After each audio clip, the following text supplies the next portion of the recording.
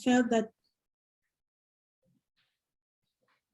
Okay, Sarah, shall I pick up from where I stopped, or? I'm just going to see if the YouTube link is reworking. Okay. Yes, I think we are. Oh, I'm not sure actually if we're back. Is someone from the Academy? Can someone say whether the YouTube link is working again? Hello, Sarah. Yes, I just activated it. Okay, perfect. Thank you. So shall I continue? I think we can, yeah, we can. Yes, wait. please, Elsa. You can continue, yes. Okay, for those who had joined, I'm sure everything is restored now. I will just continue to emphasize on the partnership that we have for this session this afternoon.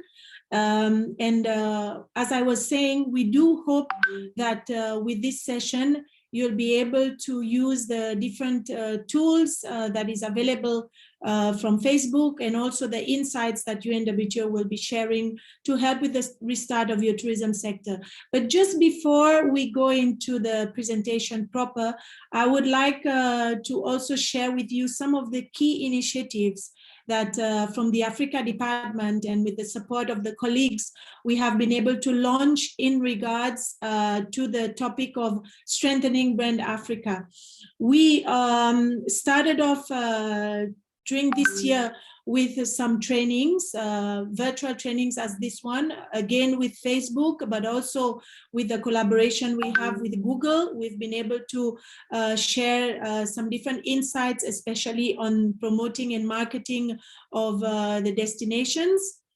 But also, more importantly, we launched a publication, a tour of the African gastronomy, whereby we've been featuring the different recipes, I would say ingredients, but also the different chefs from the Africa region, whereby we know that when we travel, food is something that is very central for all the tourists. So it was very important also for us to help put forward the African gastronomy. And this was further strengthened with a series of webinars where we shared insights during the month of May, inviting several chefs again from the region to share their perspective. And we touched on several areas that is related to the entire value chain, from agriculture to education, whereby this is impacting on the gastronomy.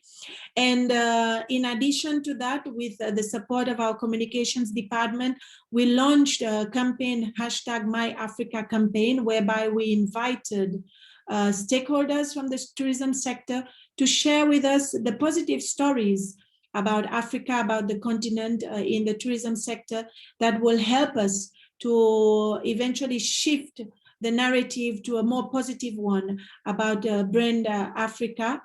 We also, following the conference that was launched in Namibia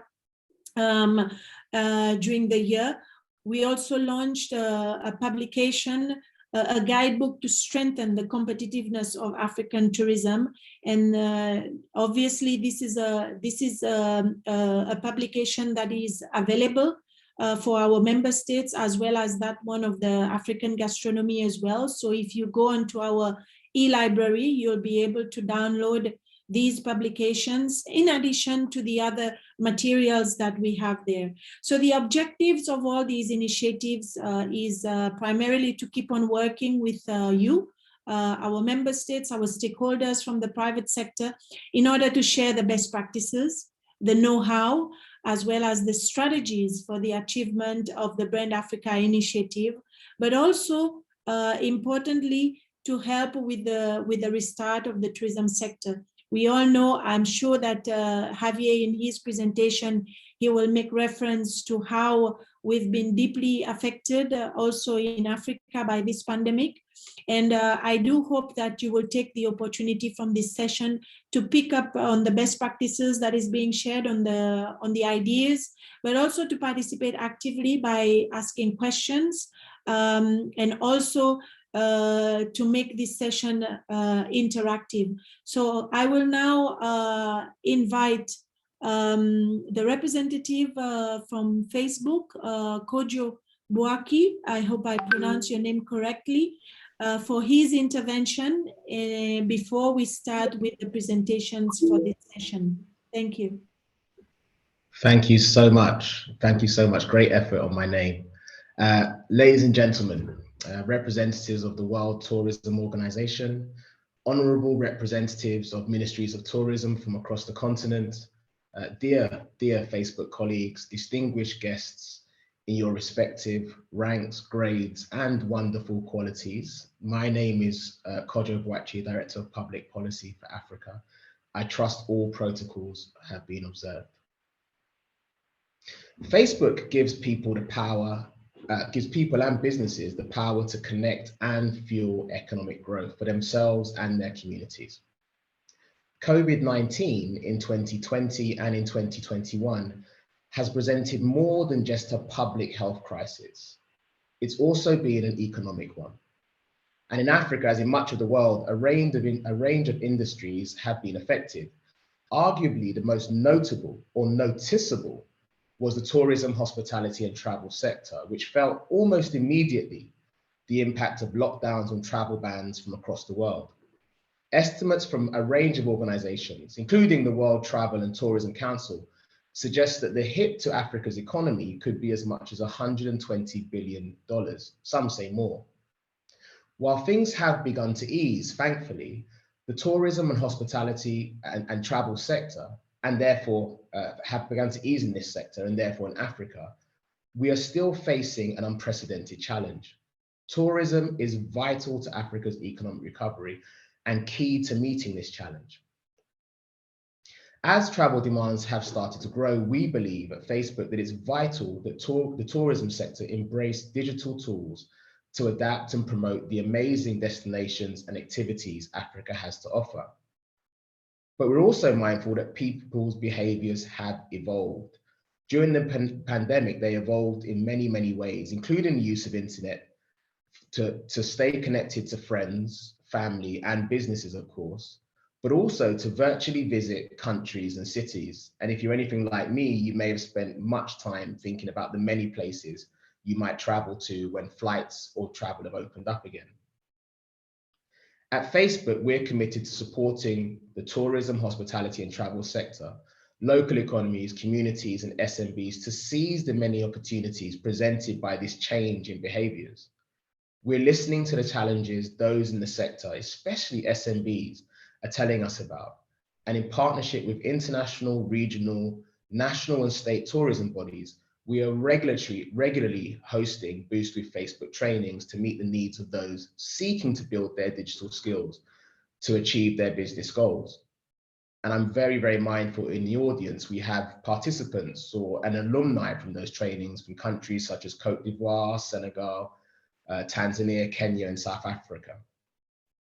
We're also listening to local authorities, and as a result, we've helped them build tailored narratives that have been instrumental in sensitizing key stakeholders, including ministries of tourism, on how they can effectively use Facebook products and solutions to meet the challenges of this new normal, especially when it comes to communicating with citizens and reaching new audiences. Through this initiative with UNWTO and the Côte d'Ivoire's Ministry of Tourism, we aim to engage with ministries of tourism across Africa and equip them with the tools they need to encourage their citizens, and of course tourists, to explore the cities, countries, and numerous activities that they offer, and hopefully contribute to the economic recovery our continent needs. As we look to the future, we at Facebook will continue working hard hand in hand with people, ministries of tourism, international and regional organizations, businesses, and communities to find new ways to support economic recovery, including through the all-important tourism, hospitality, and travel sector. Very much look forward to today's ongoing events and to answering some questions at the end. Thank you. Thank you so much, Kojo. I will now pass on the moderating of the session to my colleague Javier, who will also be making a presentation throughout this session. Javier? Javier, you are on mute.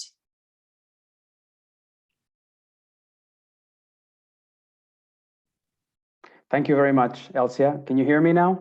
Yes, perfect. Yes. Thank you. Good morning, ladies and gentlemen.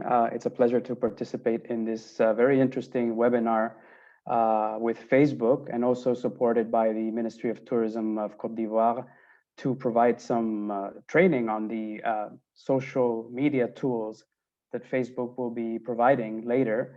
And I myself will now give some insights into the latest tourism trends, and especially the impact of the COVID-19 pandemic on tourism.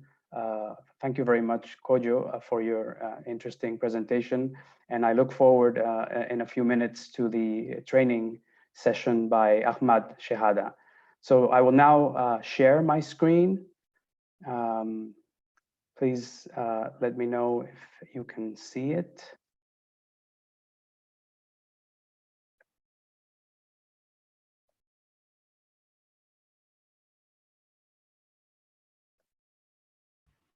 Looks good, Javier. Yes, great, wonderful. Thank you very much.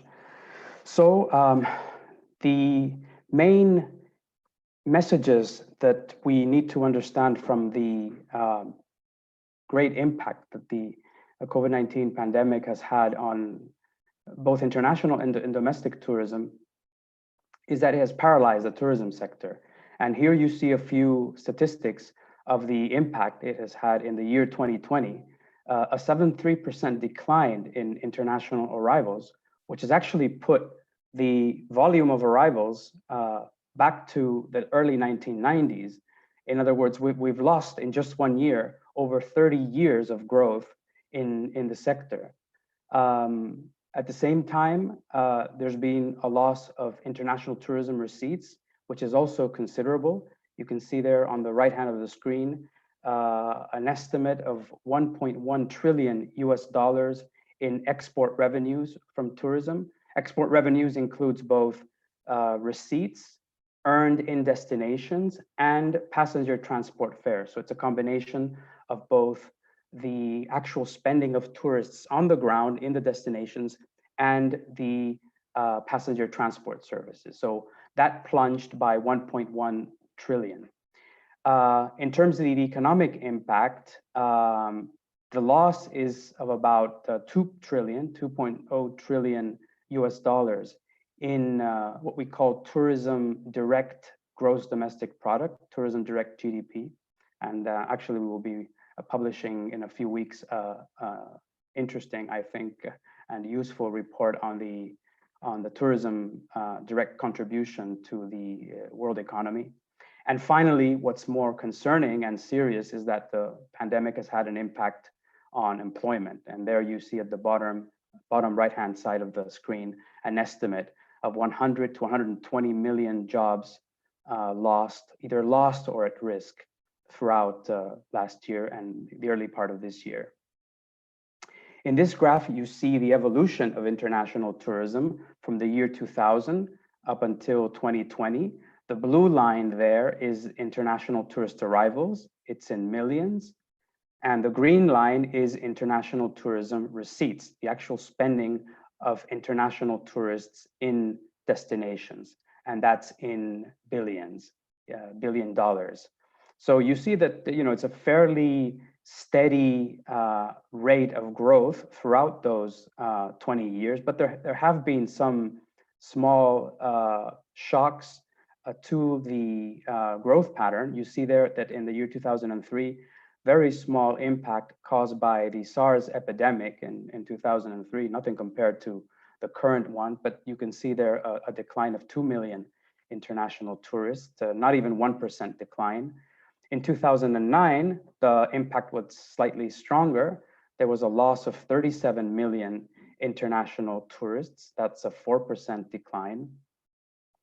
In the year 2011, we reached the milestone of 1 billion international tourists for the first time in the historical series. And since then, the growth has been quite steady, as you can see in the screen there, up until the year 2019, with about 1.5, just under 1.5 billion international tourists.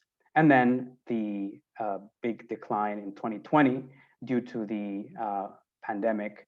And there you can see also quantified the impact. So a loss of almost 1 billion international tourism receipts. That's just the destinations, the spending in the destinations. If you count passenger transport, it's slightly more. It's 1.1 trillion, as I said before. So 930 billion loss in tourism receipts, and about 1 billion, a little bit more than 1 billion international tourists loss. And then the expectations for this year is for a small recovery, but not very big.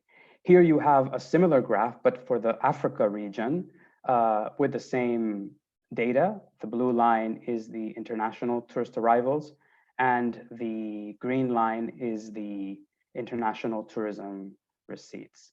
And you can see there the same crisis that were experienced by the general tourism sector that I showed in the previous slide. In the case of Africa, no impact whatsoever from the SARS epidemic in 2003. In fact, there was growth that year. No impact during the economic and financial crisis in terms of arrivals. You can see there that arrivals grew 4% in the year 2009, but there was a small decline in receipts, in the spending by international tourists in destinations by 6%. And then, of course, the big decline that we've seen now in 2020, with 74% decline in international tourist arrivals, from 70 million international tourists in 2019 to only 18 million in 2020. And also a big decline in international tourism receipts of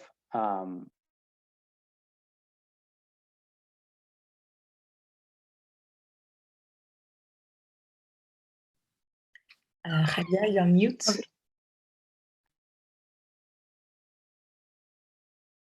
Hello, can you hear me? Yes, you're back on now. Yes, Thank you. sorry about that. I don't know what happened. I must have hit a button.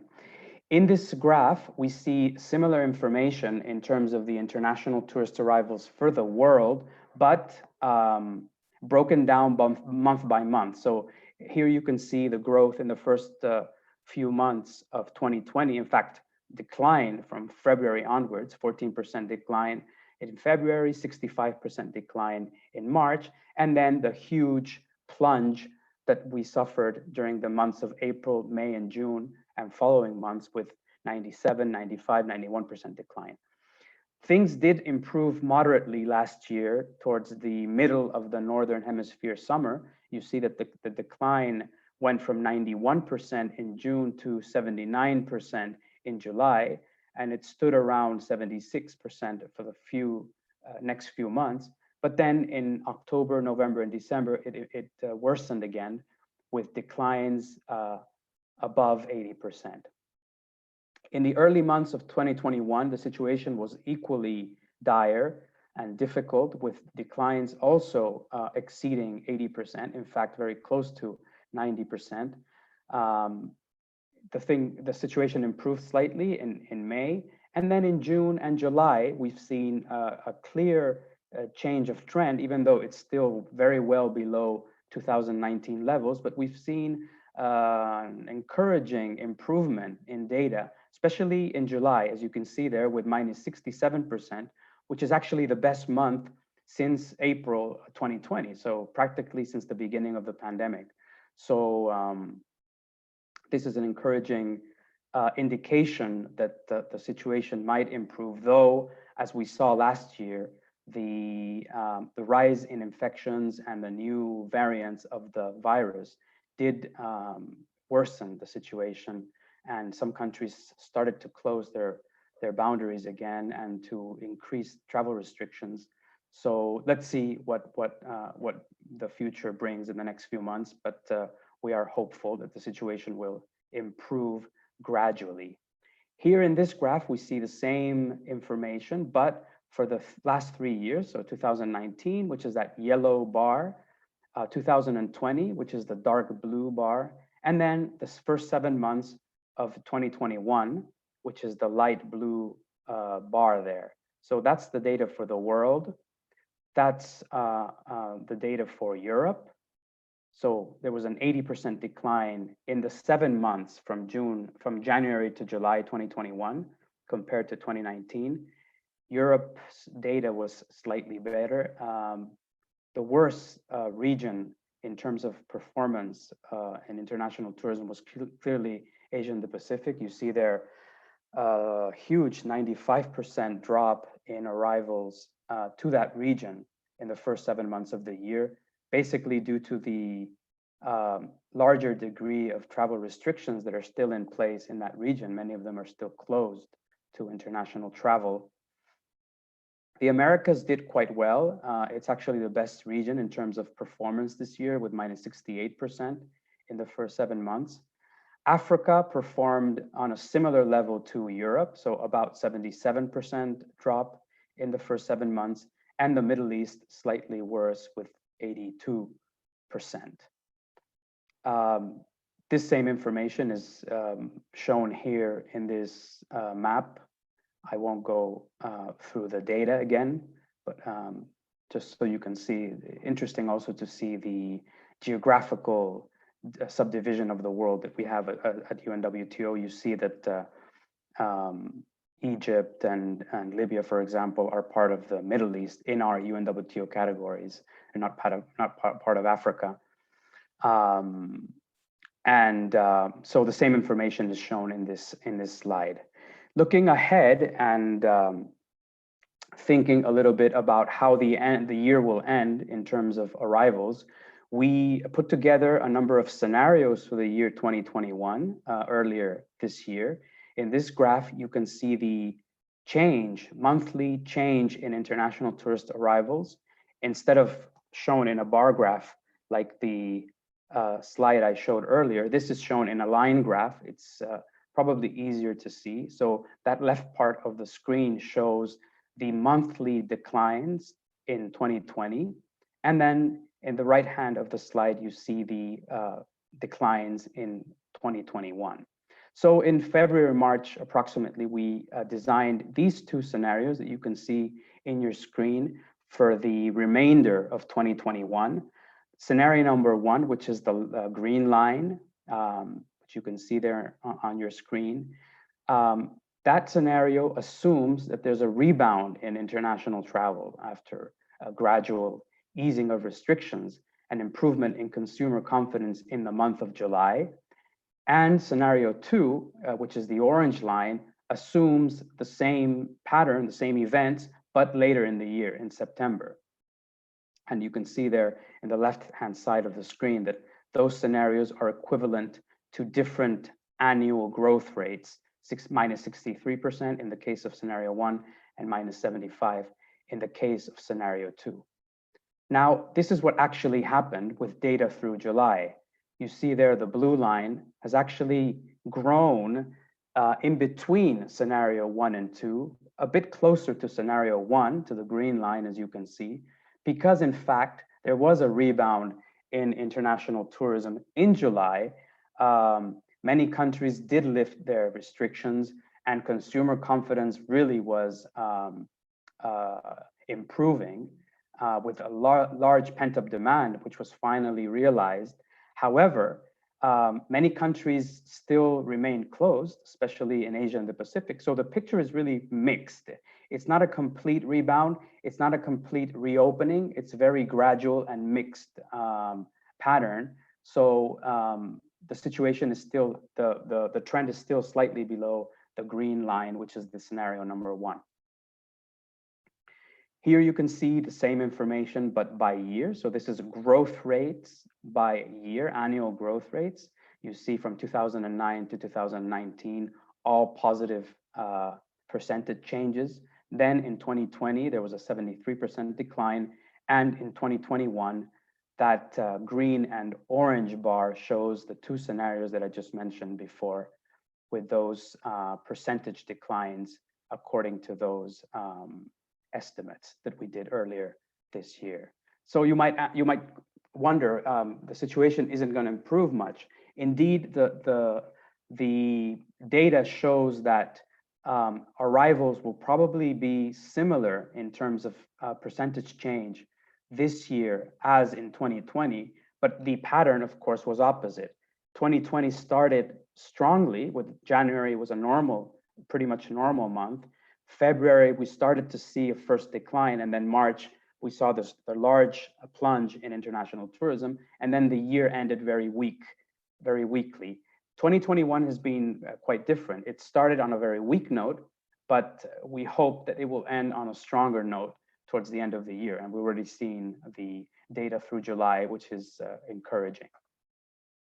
So in order also to look forward, we asked our UNWTO panel of experts, what are the main factors which you believe will contribute to an effective recovery of international tourism? You can see that a huge percentage, so more than 3/4 of the respondents mentioned the widespread vaccination. So that's the main, really the major factor that will contribute to the resumption and restart of tourism. Of course, travel restrictions is another important factor, even if the entire population is vaccinated, but there's still restrictions, people won't be able to travel. So logically, the second most important factor is the easing of restrictions. There's other factors you can see there on your screen, such as the coordinated action among countries, among governments. The coordination between countries is very important in terms of the restrictions. Clear communication about what the protocols are, what the health and hygiene protocols are for entry into the different destinations is also very important. And you see that 42% of the experts mentioned that factor. And then other factors which you can see there, like digital tools and affordable coronavirus testing. In this graph, you can see the scenarios we did earlier this year also for the next 4 years, for 2020 to 2024, 2021, I'm sorry, to 2024. And that blue line represents the actual data in millions. So scenario 1 looks to possible recovery of 2019 levels in 3 years. So by 2023, this scenario considers a recovery of 2019 levels by 2023. And scenario 2, which is the orange line there, considers a recovery of 2019 level, pre-crisis levels by 2024, so 4 years. These two scenarios are in line with the monthly scenarios that I showed before for the year 2021. We also asked our experts about the year they believe the recovery will take place. When do you think international tourism will return to pre-pandemic levels? And you can see there the orange bars, which is the latest survey, is the survey we conducted in September. Most experts believe it'll be 2023 or 2024, and specifically 43% think that pre-pandemic levels will be recovered by 2023 and 45% by 2024. You see clearly that the optimism has actually declined over time. For example, those that believed that the recovery would take place in 2022 actually declined from the first survey we did in October, so exactly a year ago, which is this turquoise line. More than 25% of experts thought that the recovery would take place in 2022, and that percentage has gone down now to 11%.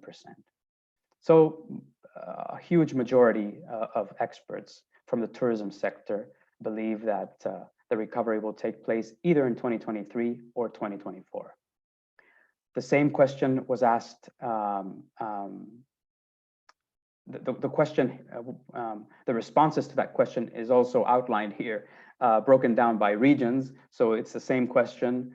And here you can see how optimistic or pessimistic the different regions are. You can see there at the right side of the screen that the experts from the Middle East are clearly the most optimistic.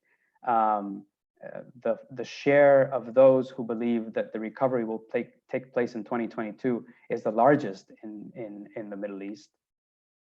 And then there's also a big percentage who believe that it will be in 2023.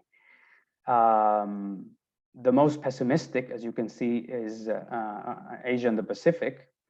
because this gray bar, which represents the year 2024 or later, is the largest. So almost 60% of experts from Asia believe that the recovery will take place in 2024 or later. And rightly so, because the many destinations in Asia are actually still closed as we speak.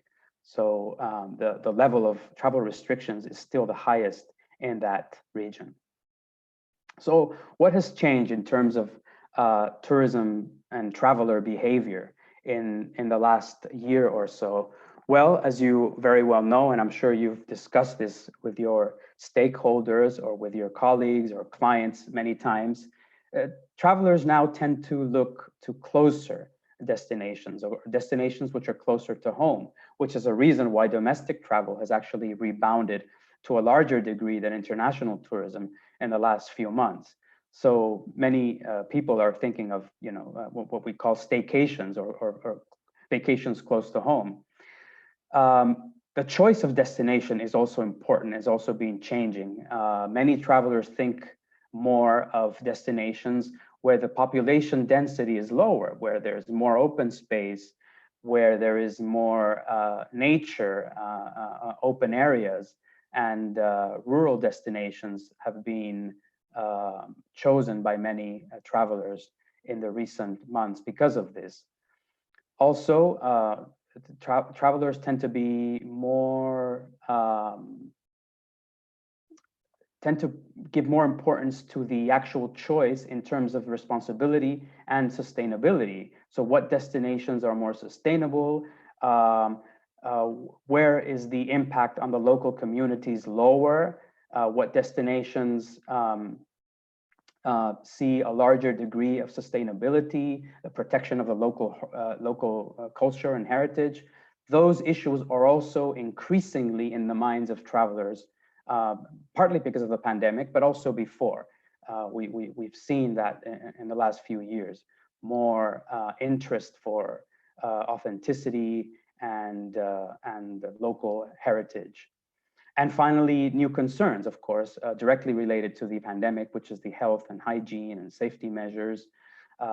People are concerned about the volatility, the rapidly changing travel restrictions, and these are some of the concerns travelers are having, as well as the ability to be able to change their reservations, so last minute changes in bookings. To finish, I will just show you some examples of UNWTO platforms that provide data and information on international tourism and the restrictions to travel that different destinations are put in place. This one is the UNWTO Tourism Recovery Tracker, where you can find multiple indicators of international tourism and air travel. You can see on the left-hand side of your screen a large number of indicators which you can check through this website. It's open, it's free on unwto.org, and you can check month by month and for the different regions and sub-regions, the latest occupancy rates for hotels, the latest reservations, seat capacity, etc. This is an interesting tool which I encourage everybody to use. This is another example of that page with the declines here, for example, in this bar graph by month. The usual tourism indicators, arrivals and receipts, as well as outbound expenditure data is shown here.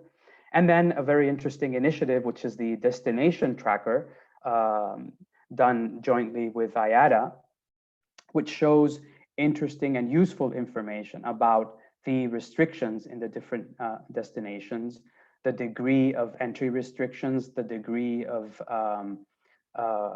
tests that are required or quarantines, and how restrictive or open the destinations are. And you see here a number of icons on the left-hand side of the screen, which you can click on and check from different points of view, from air travel, health, and also regulations. Very useful if you're planning an international trip, and also to compare with other destinations in your region, what the situation is. Well, I'll leave it there.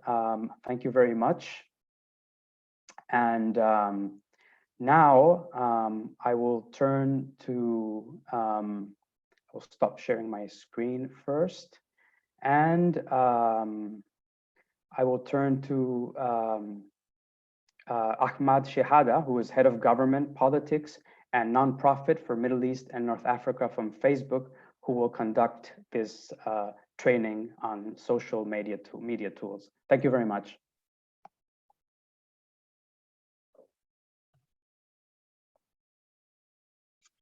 Thank you, Javier, for the great presentation.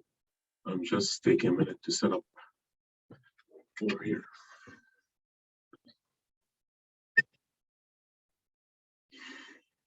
Good morning, good afternoon, everyone. My name is Ahmed Shehade. I am the Government, Politics, and Nonprofit representative for Facebook Middle East and North Africa. And I will be taking you in the next section on the tools and the platform that's available to you to leverage to be able to optimally emerge and re-emerge from the pandemic and reach out to your audience. Today's presentation will talk about two aspects. First, we're going to cover the emerging trends, the consumer trends, the industry trends to be taken into consideration. And the second part is, how do you plan for re-emergence? Is the focus on brand and message, plan for geographic emergence, and tailor your creative. As travel and tourism entities begin to plan for recovery, it is important to understand how the industry will come out of the crisis. As you know, it will not recover all at once. As restrictions begin to be lifted, travel will likely restart in phases based on distance, use case, and destination. And though we will see demand come back over time, it would likely be the same as before. Things have changed, consumer trends and behavior have changed for good.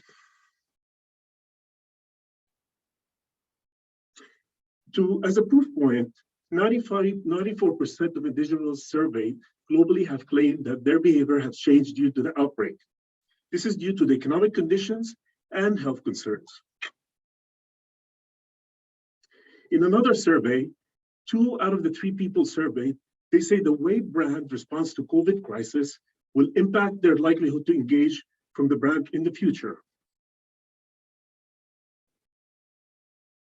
One of the ways strong brands build resilience is becoming part of the community, become more engaged with the community and the people and what's top of mind for them. As a result, in the survey, some of the most favorable behaviors of brand, saying that 82% of people prefer that brands that running advertising showing how they respond to the pandemic are preferred. And 87% of those prefer the brands to give them tips, information in terms of how to react to the pandemic.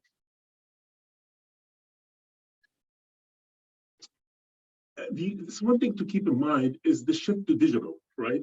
This pandemic has accelerated the digital adoption of platforms and tools. And we see this on our platforms. We see that these changes every day, and particularly on platforms such as Facebook, Instagram, and Messenger. We see in the hardest hit areas, Messenger and messaging experiences have more than doubled in terms of volume and transaction. We see also video and voice calling on Messenger and WhatsApp more than doubled. Why is this important? Because noticing these trends allows you to leverage and build on the way you communicate to your audience and communities, and leverage the digital platforms that they use to reach them in the place and time of their choosing. Of course, demand for travel is re-emerging globally, and we're confident will continue to re-emerge in a positive trend. But it's important here to see the kind of type of activities and the behaviors that will emerge as part of the pandemic. As my colleague Javier discovered in the previous presentation, when we run a survey, we see that visiting local areas will constitute 31% of those that wanted to travel. Staycation, around 29%, short-haul vacation, around 20%. So there is a changing behavior in the way that people travel, and these emerging trends will continue to stay. What's interesting here is that flexibility is important. People will make plans as long as they know flexibility is baked into a given and changing landscape. In another survey, convenience, 72% ranked, and safety, 63%, higher than price in a deciding factor in terms of where and how to travel. So this is important insight to kind of craft and curate the campaigns when you reach out to your audience. Our community continues to grow. More than 3.51 billion people are using our services on a monthly basis, and around 2.76 billion people using at least one of our services daily. This is important for you to rely on a platform that allows you and gives you the scale and reach to reach everyone wherever they are at the time that is convenient to them in the way they consume the media that you can rely on to communicate your message.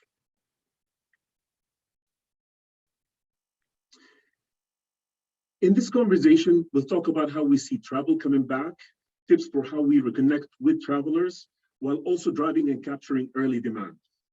This presentation will help you think through what recovery might look like for you throughout the industry in three primary areas that we're going to be focusing on. Focus on brand and message, preparing for the restart of travel based on location and distance, region by region travel with re-emergent phases. We'll talk through these phases, key indicators for each of them. We'll also watch an important insights and emerging trends in terms of how you can respond by developing your campaigns to help you ahead of these emerging trends.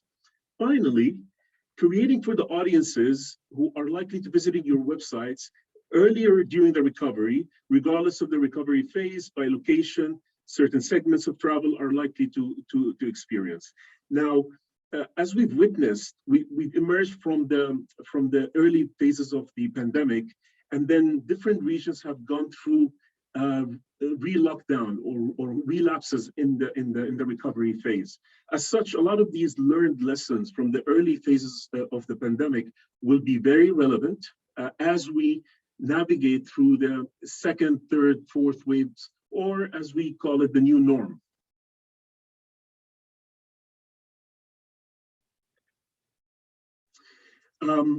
As we mentioned earlier, the consumer behavior has changed, and what their propensity to react to certain brands also have changed.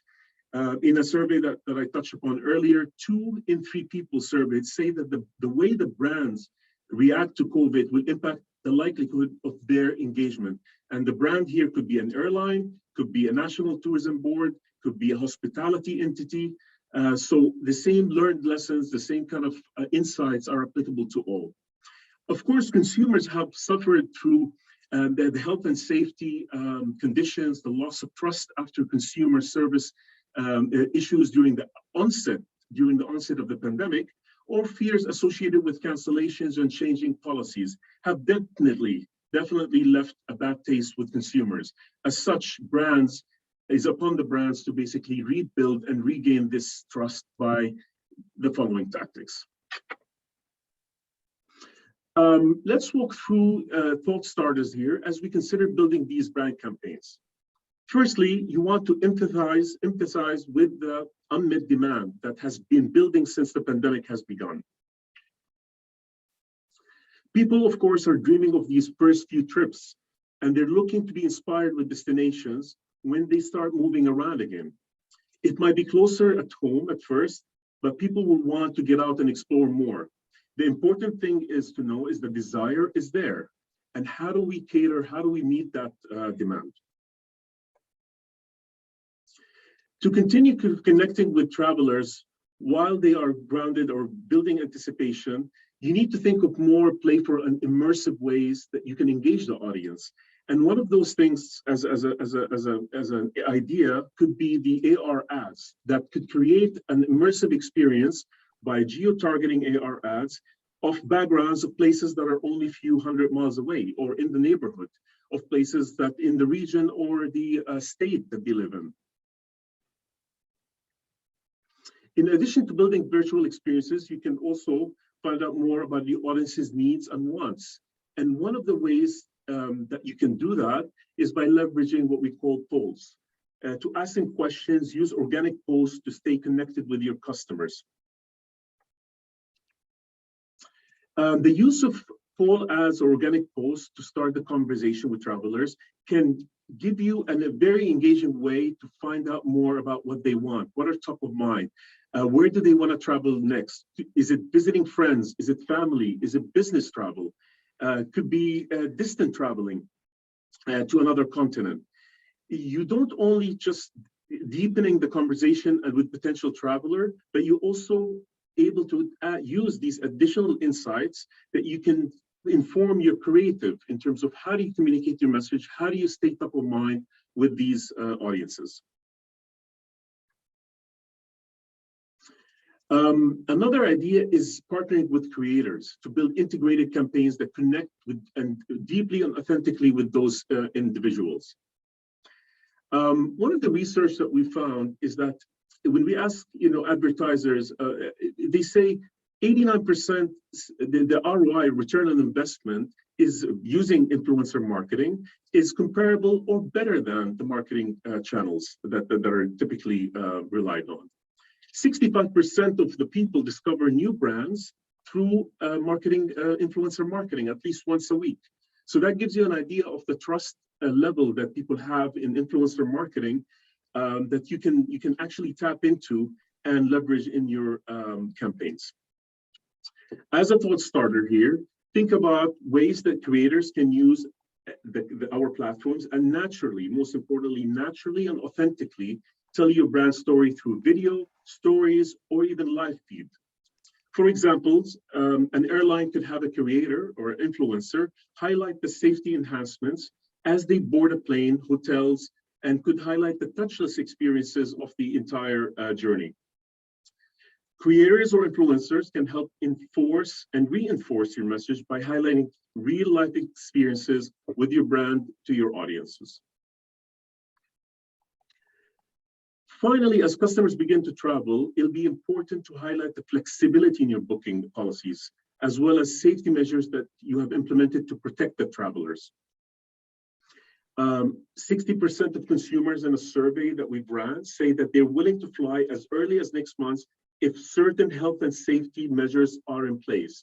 What does that tell us? Tell us that people are ready, people are waiting to travel. They're just waiting for that tipping point of comfort, of confidence, in the flexibility and safety of these travel arrangements.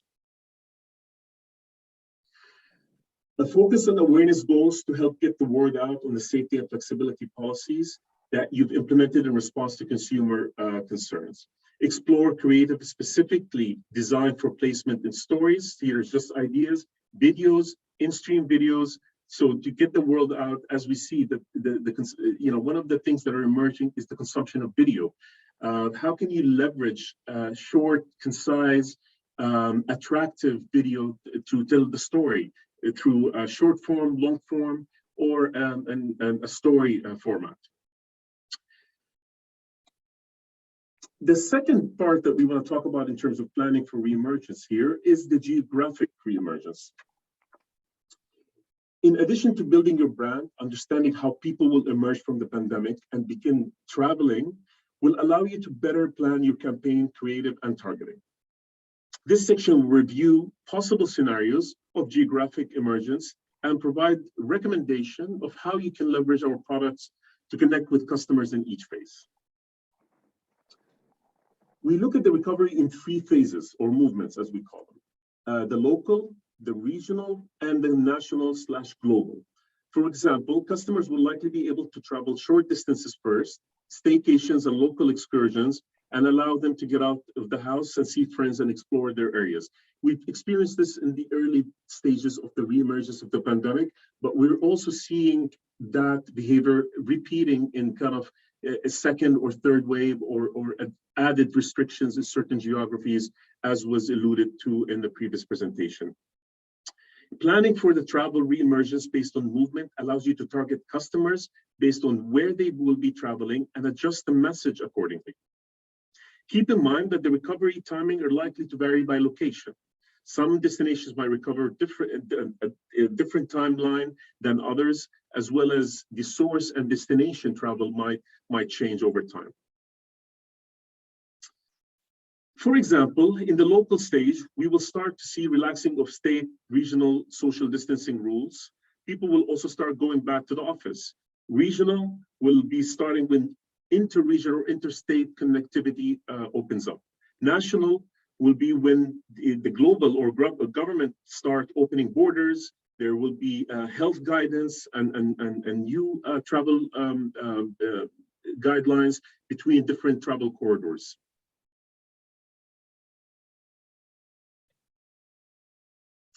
For each of these phases, there will be, of course, indicators or trigger factors that will allow the emergence or the start of this phase. If you look at the local travel, you can see that local news talking about new opening or restrictions, retail stores and restaurants reopen, office work could pick up partially or fully.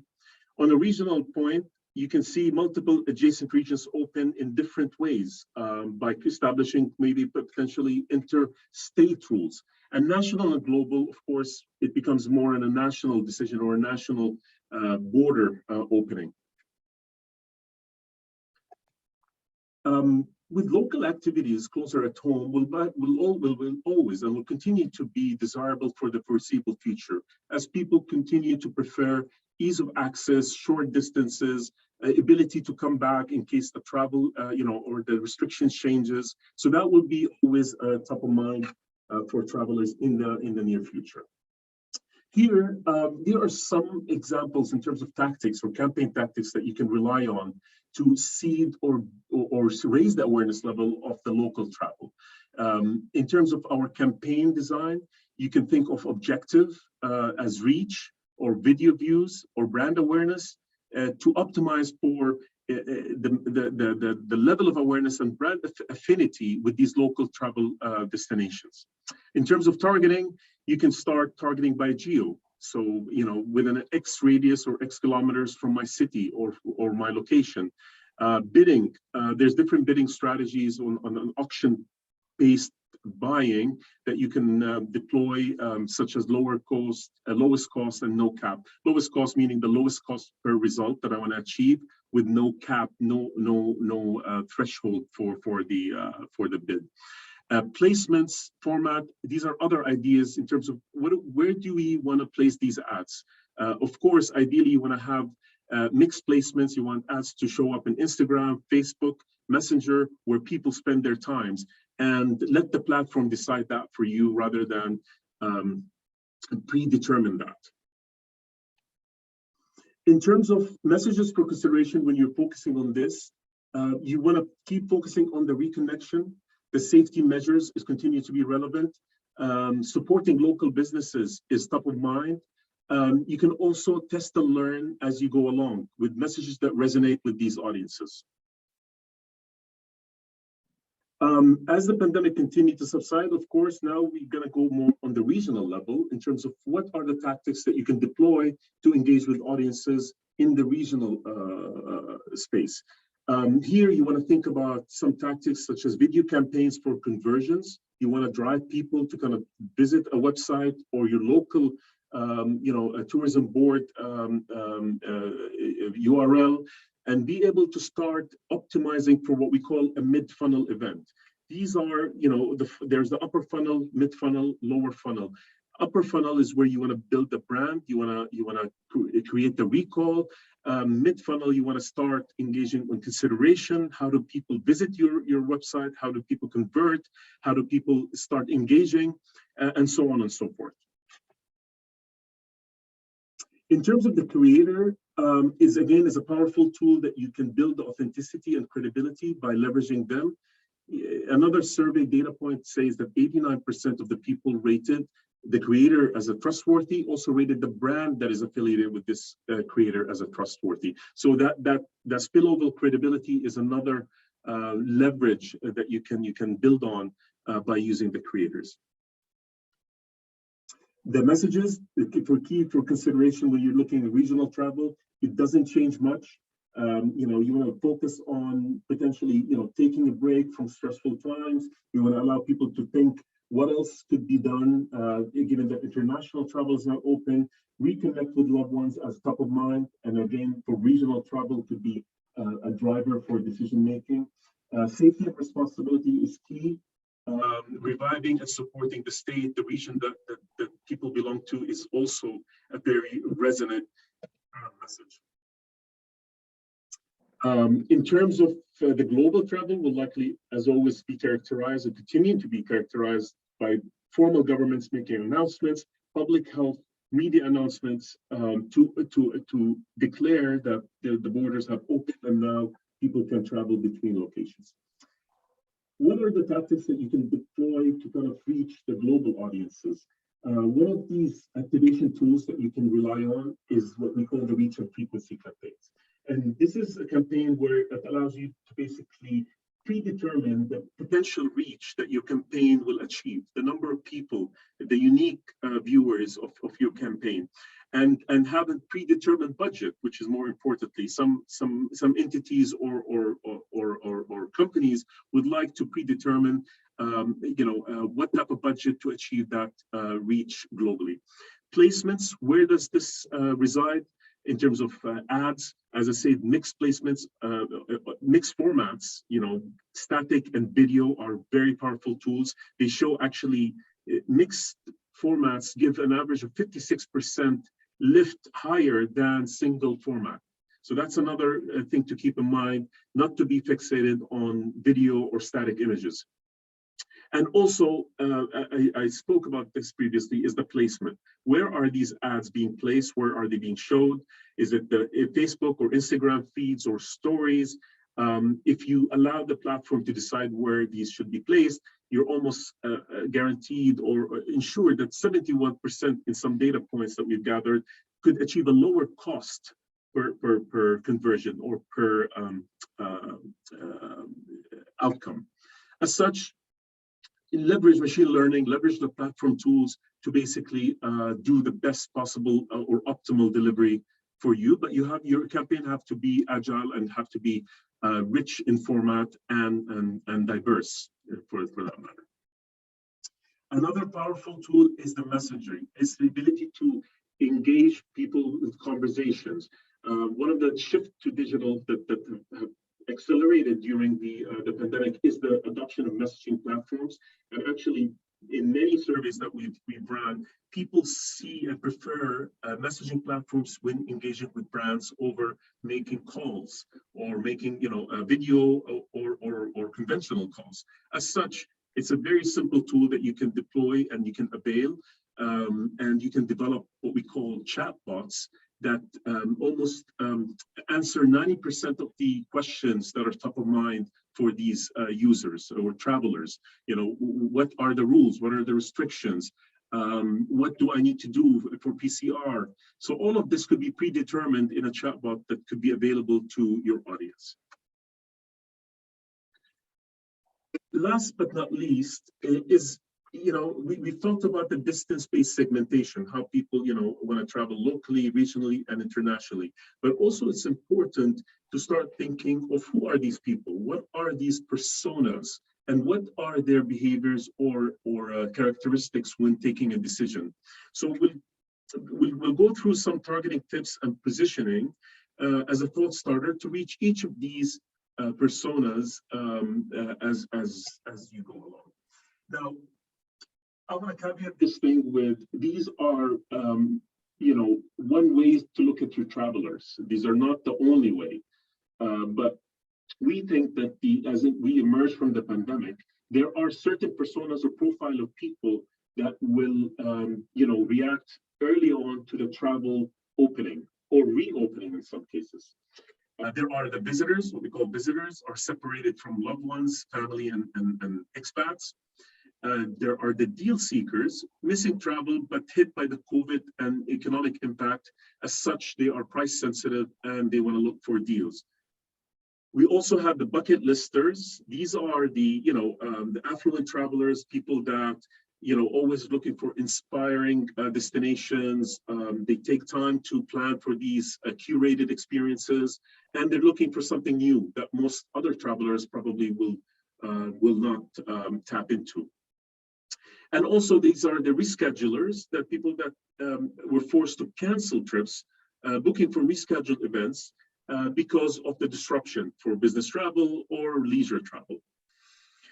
As such, each of these personas will probably ask or think of a certain way to, to decide how to travel again. The primary motivation for the visitors is connection with loved ones or maybe their home. For this group, these are the type of messages that you can focus on in the creative, the empathetic messaging, the safety messaging, as well as the long-term stay in local destinations or staycations, as we call. And you can use a full immersive experience or, an instant experience or stories in some cases to kind of bring forward the message of safety, of comfort, of familiarity. As such, these are the type of message that could resonate. The deal seekers may be motivated by adventure and newly accessible travel opportunities, but also very price sensitive due to naturally the economic realities of the pandemic or the post-pandemic. So a lot of these will book further out and rely on flexible cancellation policies. So, they're not going to book next week, they're going to book 2 months from now, but they care about the flexibility, the assurance that their travel is protected in case there's cancellations due to the cautious approach to travel. One thought starter could be tourism boards can encourage local businesses to provide flexibility in booking and promote awareness of such measures. So it becomes an ecosystem adopted theme to ensure that the local community, the local travel, the local destinations and travel suppliers are echoing the same comfort and safety messages.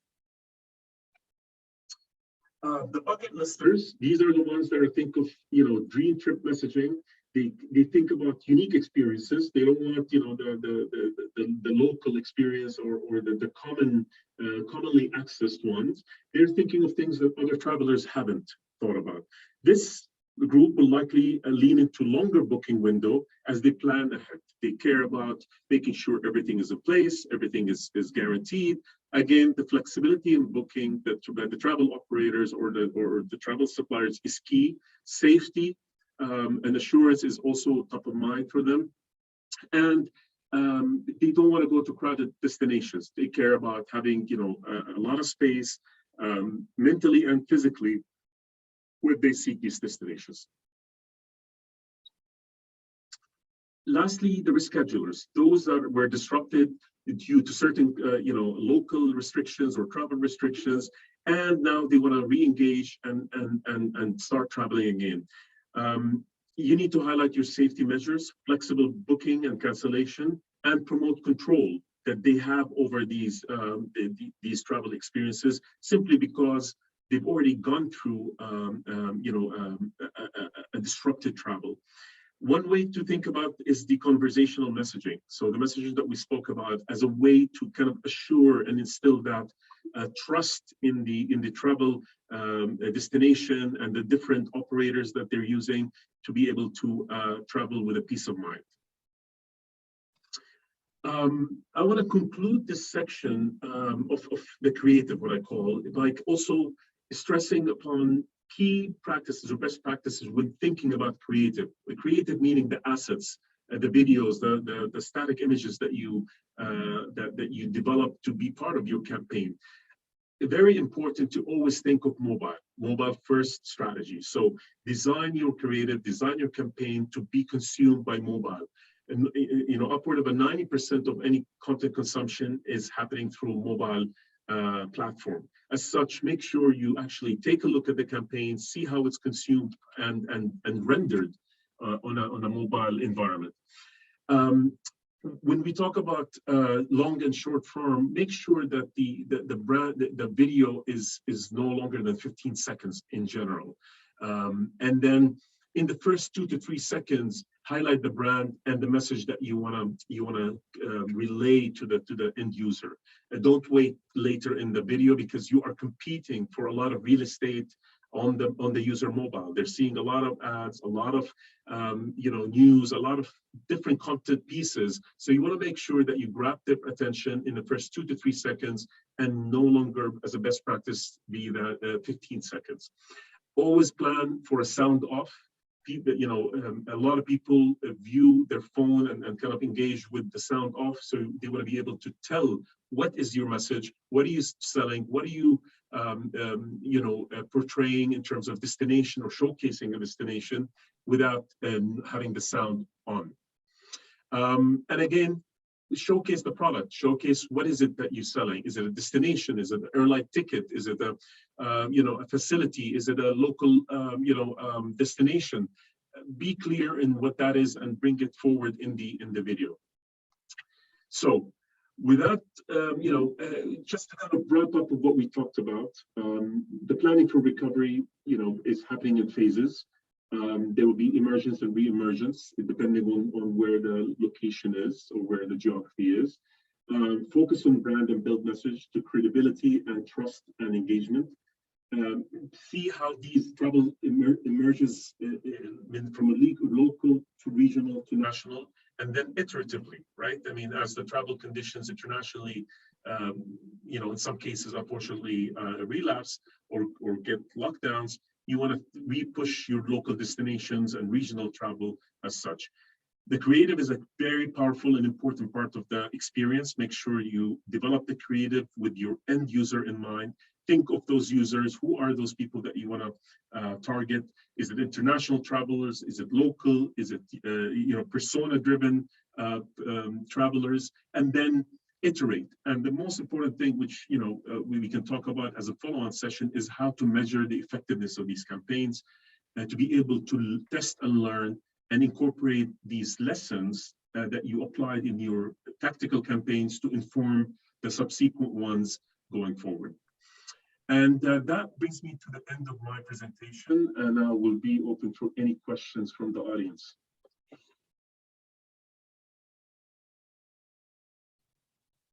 Great. Thank you very much, Ahmad Shehada. That's very insightful and interesting information about the enormous amount of tools and strategies that social media offers, and a very interesting perspective also on the types of travelers, the type of message, the type of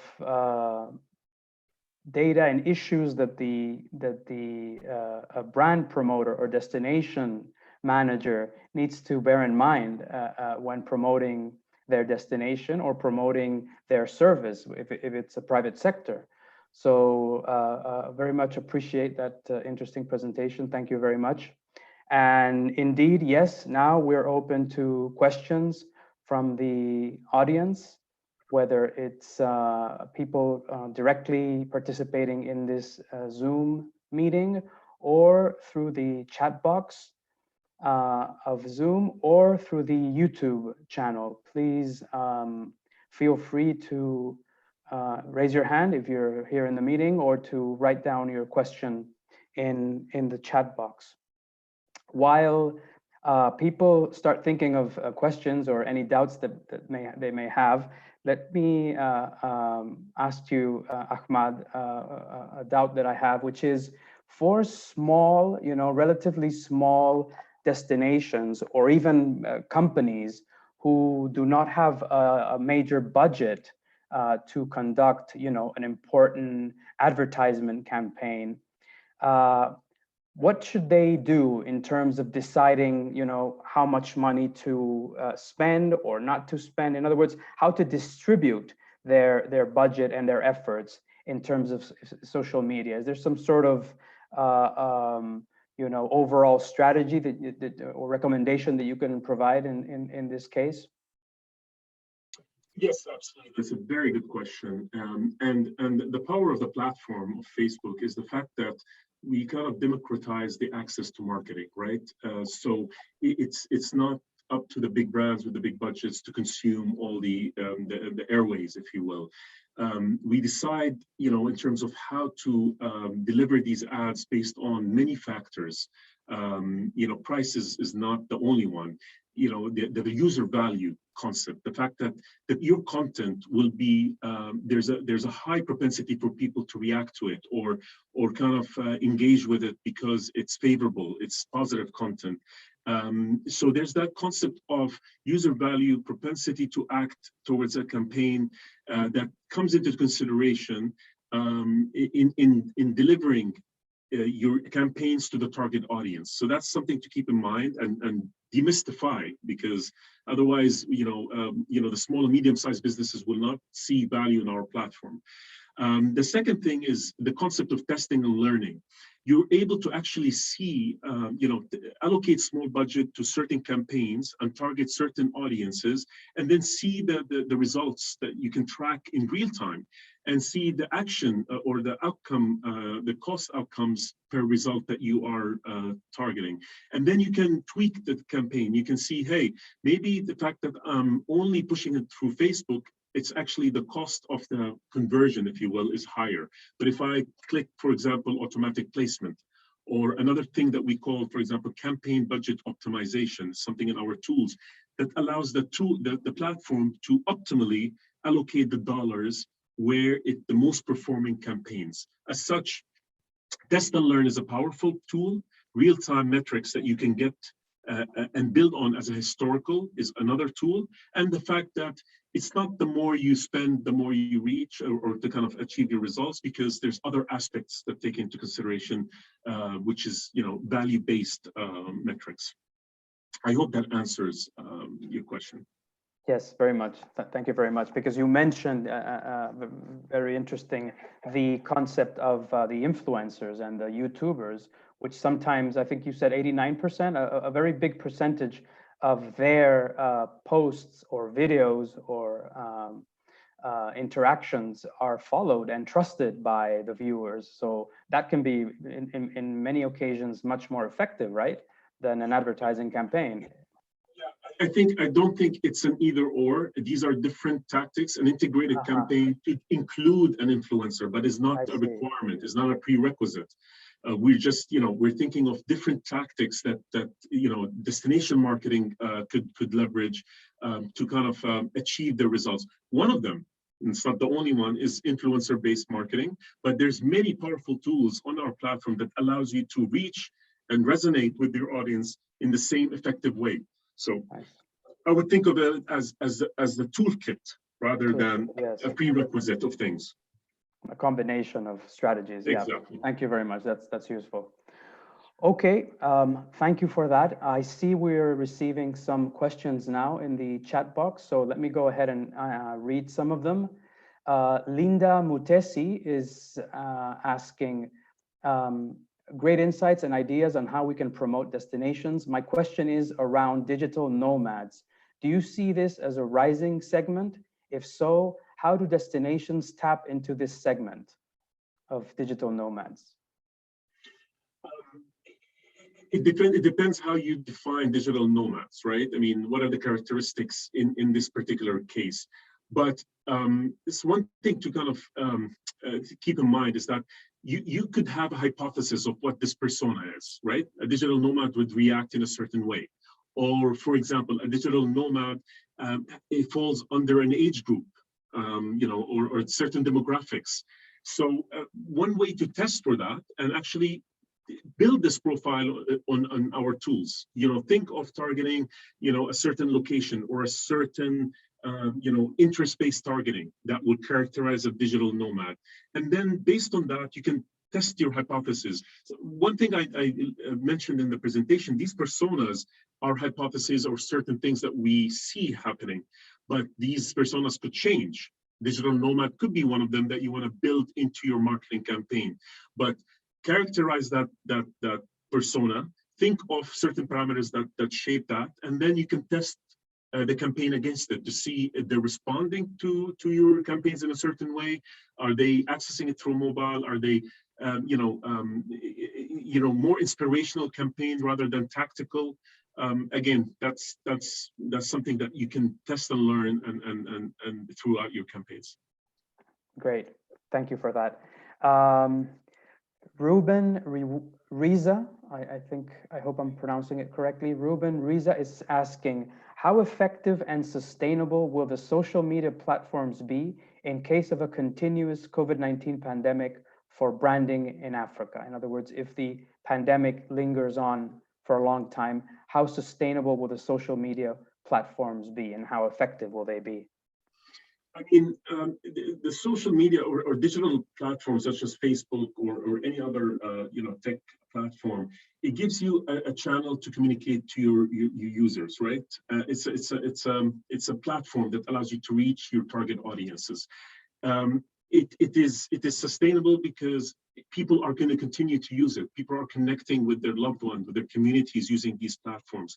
What's important is always communicate with a fact-based campaign, right? Like as the pandemic, subsides or as we reemerge, you can definitely infuse your campaigns with fact-based data, such as that this region has reemerged, this region have open borders, vaccinations are uptake is high. So make sure it's not a question of the sustainability of the platform, is the strategy that you want to adopt to effectively use the platform. And one of those suggestions or recommendations is always try to use fact-based and evidence-based marketing, which is so powerful to kind of instill the credibility and confidence with your target audience. Great, thank you very much. Here's another question also for you, Ahmad. A gentleman from Kenya says, I am Edwin Koseki from Nairobi, Kenya, GIS enthusiast. Can Ahmad kindly clarify further on geographic emergence, please? The concept of geographic emergence. Absolutely. What we are, constructed in the presentation is in the early stage of the pandemic, as the health concerns and the vaccination rates are on the rise. There's behavior in terms of the openings, right? Like people are able to travel within their local city first, right?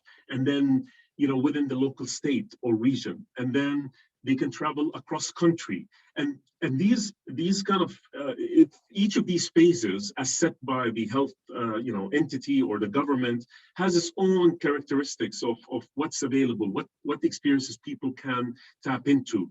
As such, they will emerge from local travel, visiting their neighborhood or local region. The second is regional, go to the different state, go to the coast, north coast of the country, south coast.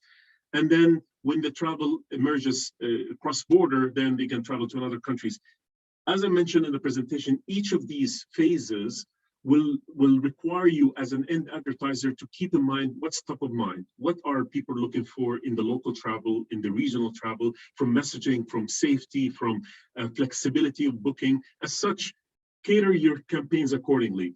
One hypothetical example, if the cross-border opened and then next day it closed, country to country travel closed, as a travel destination, you want to think of how people can go back and travel their local destinations and showcase that to your local audience being the city, the region, or the country. I hope that clarifies. Yes, I think so. Thank you very much for that long explanation. I think we have time for one or two more questions. A gentleman called Marco Vaz asks the following. He says, given the fact there are so many tools to use for digital marketing, if you could recommend for a company like mine, Tourism Authority, a good one, which one would it be? And how long do you think it would take to start having results of the promotion or of your promotion?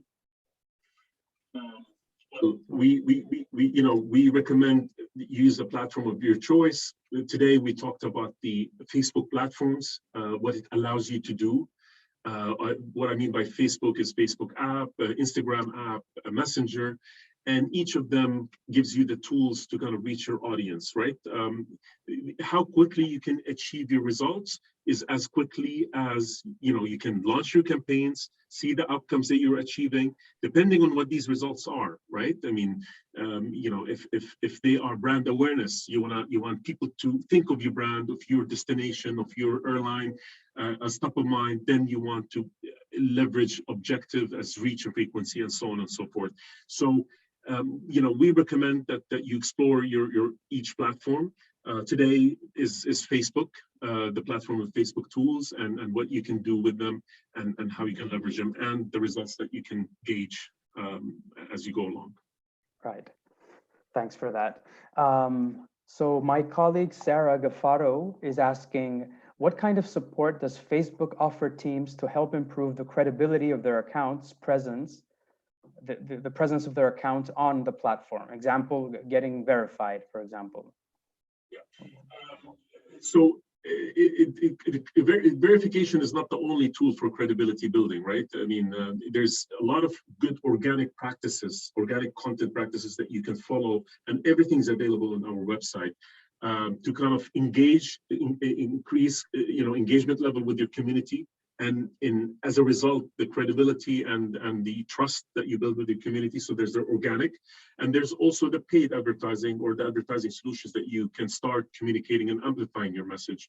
In terms of support, the support is available in many ways.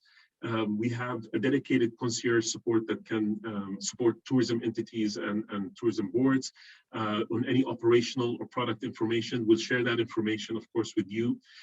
You can also contact your regional contact.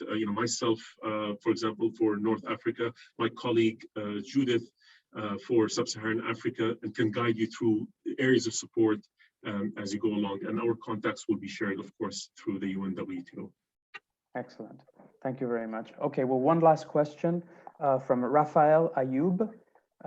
He says, it was stated that vaccination is among strategies to recover international tourist arrivals. What are effective and convincing strategies to motivate vaccination while the virus keeps changing? Well, that's a very generic question, interesting, but I'm not sure if Ahmad or even myself can answer. That's more for the health authorities.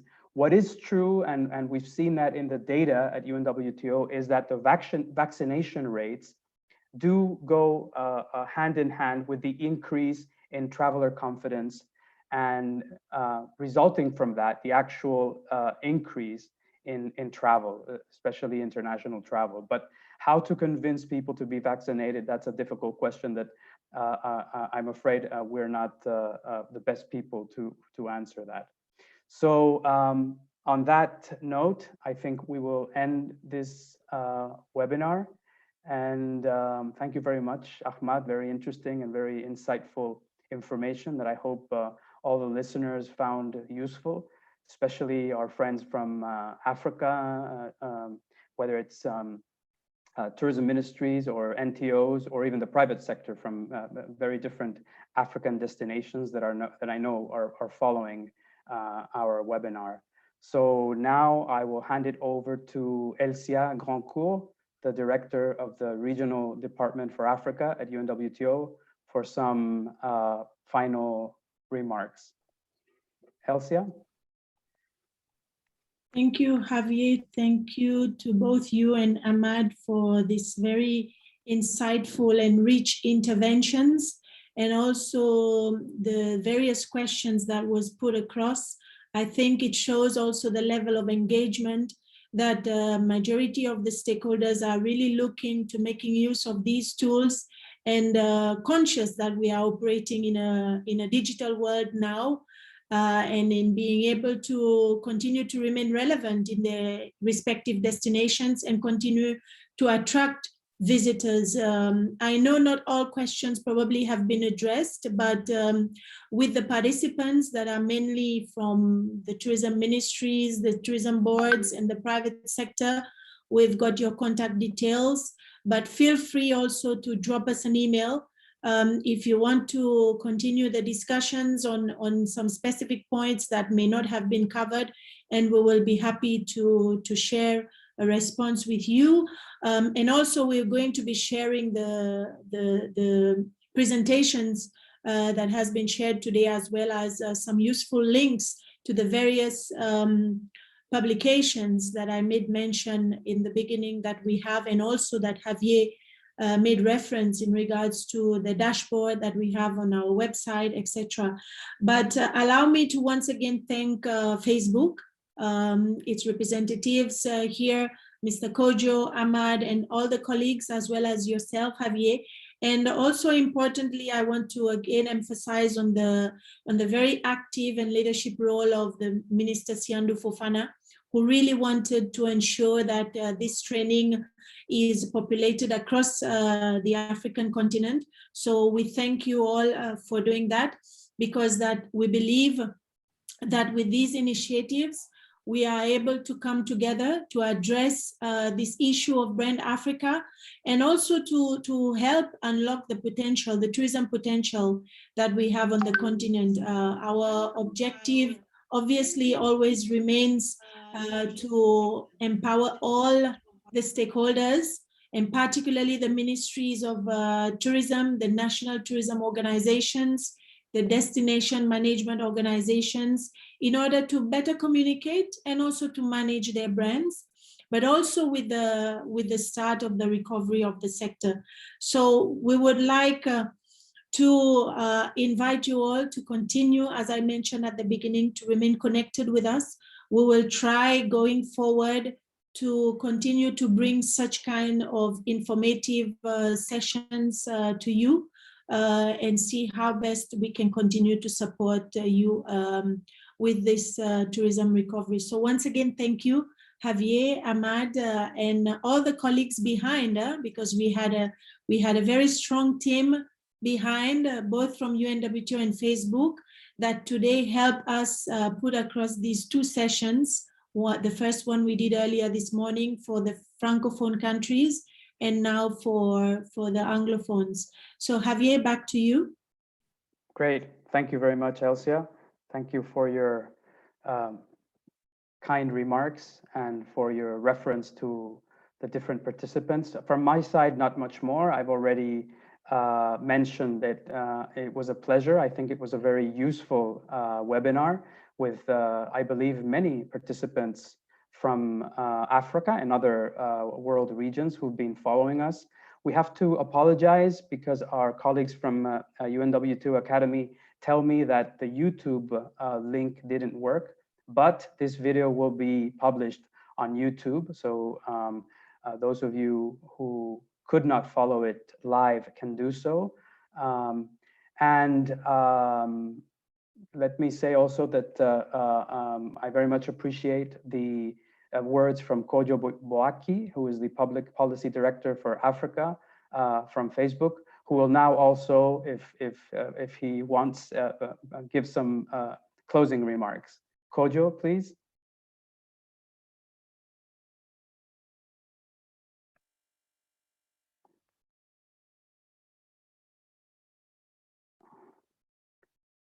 Kindly activate the microphone, Kojo.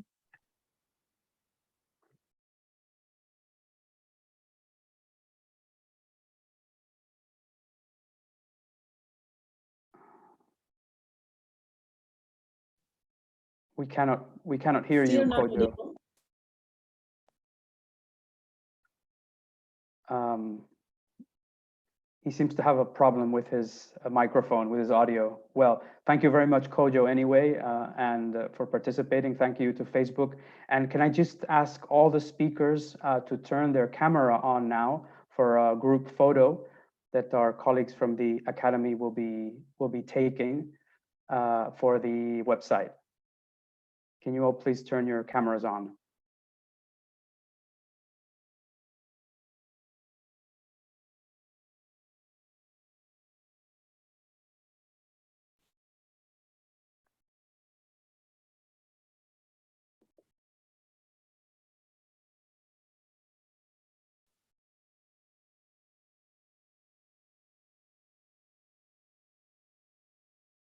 Okay, so as soon as Anna lets me know, we will conclude. I believe they've taken the picture already. Anna? Yes, it was taken. Thank you. Okay, great. Thank you very much.